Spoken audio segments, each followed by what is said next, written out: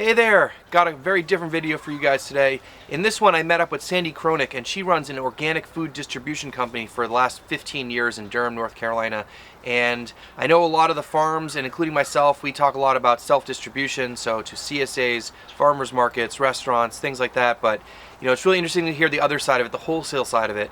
And she's been around for a long time and running an organic food distribution company, and so I really wanted to get together with her and pick her brain a little bit, hear her story and hear about her company, also some different things you might be considering if you're thinking about going that direction with your product. So hope you enjoy.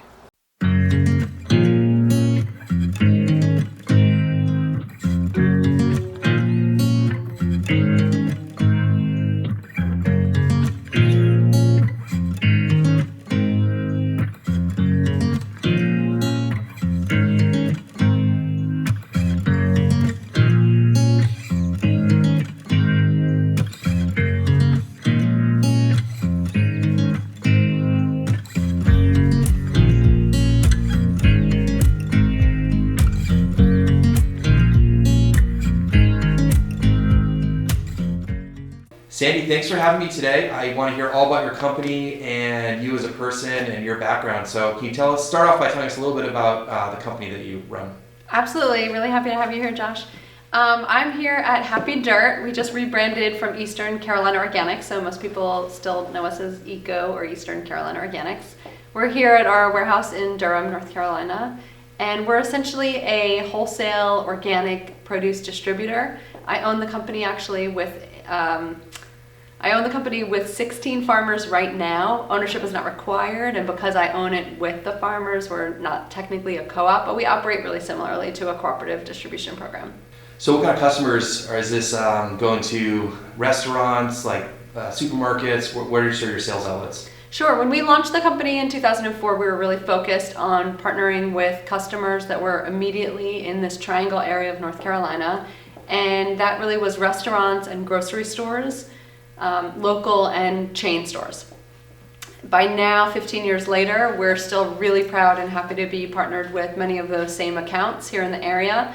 We run 2 trucks within the state of North Carolina and up to Richmond, and then we put a lot of product on third-party carriers that take our product all up and down the East Coast. So you can find our products anywhere from a supermarket in Manhattan to a home delivery company in Atlanta, and a lot of great restaurants and fast casual chains as well. So this is one of the reasons I wanted to come see you, because most of the content that I'm putting on my channel is about really small farms and really direct to consumer kind of stuff. So what are some things that you can share in terms of like how you find farmers and how you work with them? Awesome. Yeah, I think it's really interesting. I think it's really important to share that when I moved down to this area, I had come from Ohio, where I was working with Amish farmers and doing something of a wholesale buying and redistribution program for them. And as many people will know, Amish farmers don't drive and don't do email and talk on the phone. And so I had this really great learning experience of communicating well with farmers via the mail and in person. And so I knew that the niche back in 2000, 2001, the niche of being able to buy from local farms was brand new and really popping, but especially among restaurants. But it was very clear to me when I moved to this area that the urban areas around Durham and Carborough and Raleigh had great farmers markets with amazing farmers that would show up on Saturday morning and sell the most incredible product. And most of those farms are from within 50 miles of the urban core, and they're on sometimes smaller acreage. What I wanted to make sure to do was support making our food system more sustainable, but not trying to at all compete with those incredible farmers that already had their niche at the farmers markets and CSA programs and working directly with some grocery stores and restaurants. And so it became really clear that here in North Carolina, the untapped supply chain opportunity was in larger farms that were a little bit further away from that urban area and would really love a new outlet that was committed to supporting them, that really wanted to know them more, because that's so different from the traditional or conventional food system. If farmers themselves don't know how important they are in our society, if they don't feel like they're being very well taken care of. If they don't know that they have a dignified career, then they're going to continue to discourage their next generation from coming back to the farm. And then we're going to be in an even bigger mess. So now I'm proud to say that 15 years later, we run the numbers every year on the average age of the farms we work with, because it's just a great litmus test of are we really moving the needle in the very different vision of what we have for what we believe a good food system should look like. And the average age at the last USDA census for an American farmer is 58.3. And I'm really proud to say that over a 10-year window, we went from 52 down to 46. And we keep getting more and more young farmers every year. And so it's really exciting to know that not only does that represent a whole degree of sustainability and kind of food security, supply chain pipeline for us as a business and for our customers and for the communities that we feed, but it's also really important to know that we are actually encouraging, recruiting, maintaining the next generation of young folks to start to farm or go back to the farm, because it's, again, a part of a very dignified career path for them, and they feel really rewarded by knowing how connected they are to customers. And that's essentially the role that Happy Dirt plays. I have so many questions after what you just said, but I'm going to pick a few here. So I know that in sort of this really small scale ag world, we're talking maybe an acre or two at most.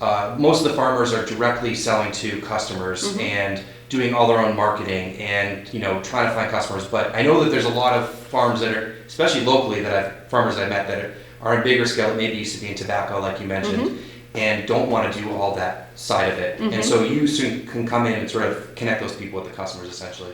Yeah, I mean, I think it's important to note that we have no minimum size requirement or maximum size requirement for a farm. For us, it's really vetting integrity, communication, quality, and is wholesaling a good fit for you? I think a lot of farms that are close to an urban area that have access to a farmer's market or other direct market channels or wholesale, smaller farms tend to be killer at marketing their own product. They tend to be really open to feedback. They tend to be really interested in talking about the new varieties that they're seeing in the seed catalog and getting information from the chefs that they work with about what they should put in for the next year. So that's a really honorable food system for anyone to participate in as a diner or a shopper or whatever. But we do have a lot of farms that are actually really close to us, like down the road. And I think for those farms, they love going to the markets on Saturday, or they love having their, other direct market channels. But they also really love knowing that they're going to be able to count on like $5,000 or $10,000 a year from these wholesalers that are right off the road. And while they're driving it anyhow to this brewery or some other customer, they're able to drop some product off for us. Coming from a small farm, the reason why in my world is that a lot of small farms can be successful financially is that they do have that direct marketing, right? Because they get a higher price per pound, per unit, whatever. And so for me, I've always been hesitant to try to connect with wholesalers because I sort of need that difference in there. So do you think that it's beneficial for small farms to sort of have a diverse strategy in sales? Like you go after your farmers market, your restaurants, and then if there's extra and it makes sense, maybe reach out to a wholesaler. Is that a good strategy? Yeah, I think diversity is key in every sense of the word, from microbiology up to marketing schemes, for sure. I don't think that calling, with overages or leftovers from a market or something is at all what's going to work well with any wholesale channel, whether it's direct to a chef or to a wholesaling aggregator. But having a conversation of, hey, I'm growing on this much. I want to expand by a half an acre. Here's the list of the things I do really, really, really well. Which of these could be a good fit? And I don't want to make any huge promises. There's no contracts for us that get signed, but it's important for us to be able to fit farmers' expectations into our plans so that we can show up for you and be able to reflect back. Here's the price we kind of thought we were going to maybe be able to get for you. Here's the cases or the volume that we thought we were going to be able to move for you. And did we meet our goals? So someone who's serious about sustainable food, how did you get into all this? Like, where did your background lead to get you here? Yeah. So I randomly became a vegetarian when I was 10 on my own devices. And so at a young age, my mom was like, sounds good, help yourself to cooking, like and actually they were brilliant and took me to one appointment with a nutritionist. So it was really helpful for me to have this index card on the fridge of the exact minimum requirements of protein I needed every day. And so I kind of had like good marching orders of how to take care of myself, which was a huge blessing, because it really, I think in many ways, started to seed the path of kind of a Virgo businesswoman in terms of the ability to make a list, make priorities, and go after what you think you can accomplish in life. And so I loved to cook from a young age, of course not with meat, and I became really passionate about vegetables. I could tell that there was something really important about vegetable quality, and I, as a born environmentalist, I definitely was very interested in more toxic-free living. And so organic wasn't necessarily something I saw in New York where I grew up, but I was definitely already skewed in that direction. When I moved to Ohio, I started working with Amish farmers and helped organize getting product from local farmers, mostly Amish in that area, into the college dining halls that I worked with. And in many cases, it was really just a design solution. How do we get the list of local food in front of the food buyers and the chefs before their deadline for ordering off of the mass market system?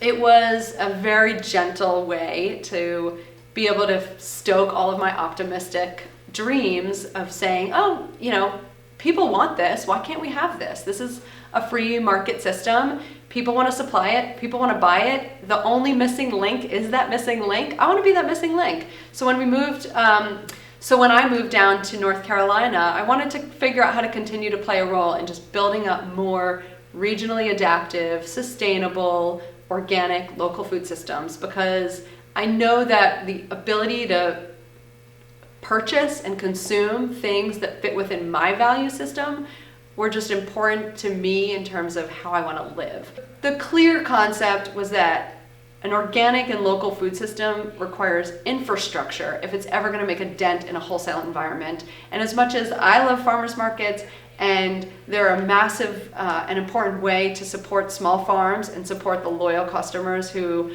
are the front lines of all of these movements, the problem is that it's not necessarily going to be able to make a dent in mass American culture. And so what we should also try to do is supply more good food options from more humans, more family farms, more people who want a connection to their shoppers and their customers, more farmers that are down the road and sending their kids to the same school system or co-invested in the same state tax budget, that we could put that in a supermarket environment so that more people can see the label, feel that connection, and taste the vitality that comes with local food.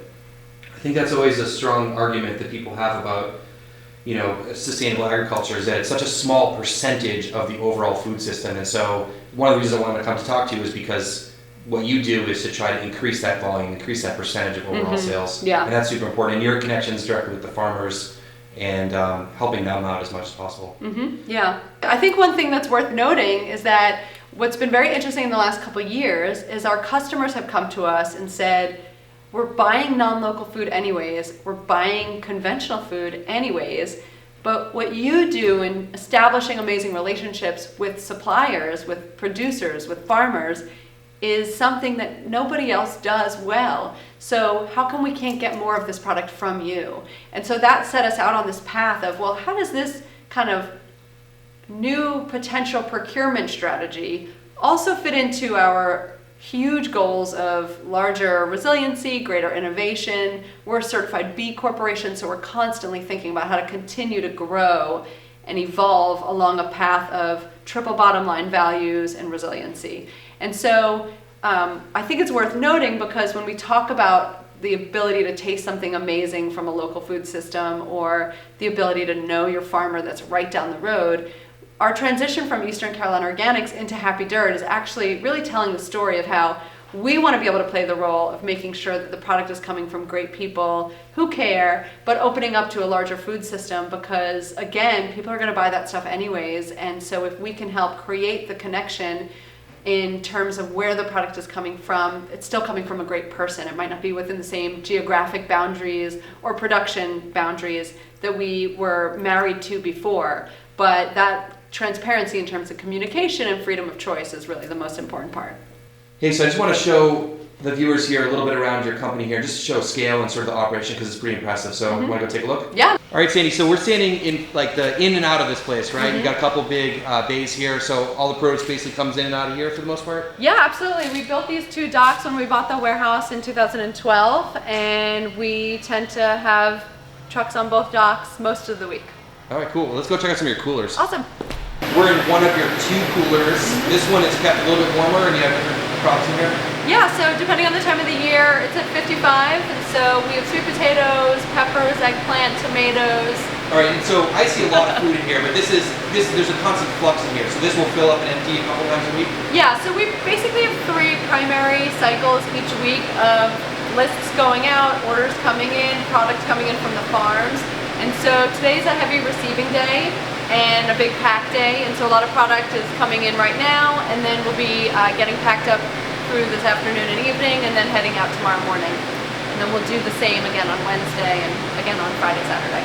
All right, so can you, without giving numbers and stuff, is there like an idea of like how much food goes into this building every week, every month? In any one of those 3 weekly cycles, we're easily, this time of year, doing about 30 to 50 pallets coming and going in a 2-day period. Wow, okay, cool. Yeah. Let's go check out the colder. Sure, absolutely. So we're in a colder cooler now. That's and right. What kind of crops are in here?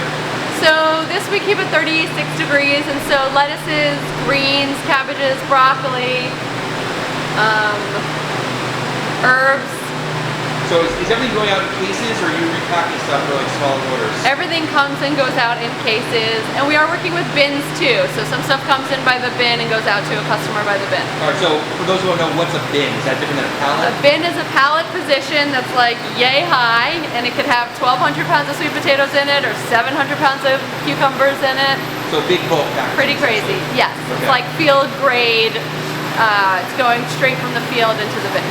All right, well, thanks so much for showing me around today. I feel like we could talk for hours, and hopefully maybe we can do some follow-up videos. I feel like there's a lot of stuff that you get out to the conversation here, but Yeah. I just I really wanted to bring your angle into the conversation here, because it's sort of the middle piece in a lot of this, and the work you're doing is incredible. So how can people check out what you're into or what you're up to, and you know, if farmers are looking to connect, or you know, customers and things like that? Absolutely. Well, Josh, thanks so much for coming. It's been really fun to chat with you.